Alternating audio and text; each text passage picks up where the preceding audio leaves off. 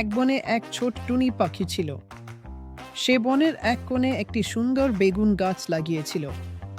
টুনি গাছটির খুব যত্ন করত, কিন্তু সমস্যা হলো প্রতিদিন রাতে একটি দুষ্টু হাতি এসে টুনি পাখির সব বেগুন খেয়ে যেত। টুনি দেখল এভাবে চললে তো সে আর বেগুন খেতে পারবে না।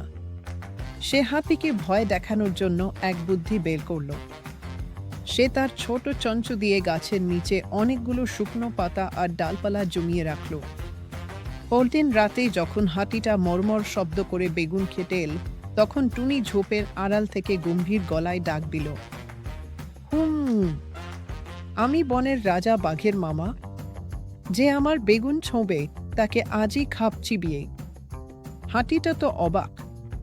সে ভাবল, বাঘের মামা আবার কে, আর তার গলা এত গম্ভীর কেন?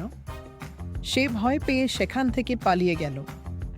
পরদিন হাতি তার বন্ধু শেয়ালকে নিয়ে এলো। শেয়াল ছিল খুব চালাক। সে বলল, আরে চলো তো দেখি কি এই বাঘের মামা।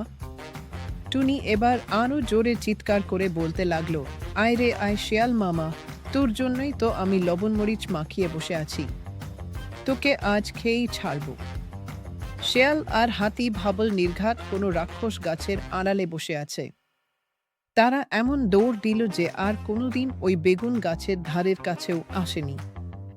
টুনি তখন মহানন্দে তার বেগুন গাছের ফল খেল আর মনের সুখে গান গাই।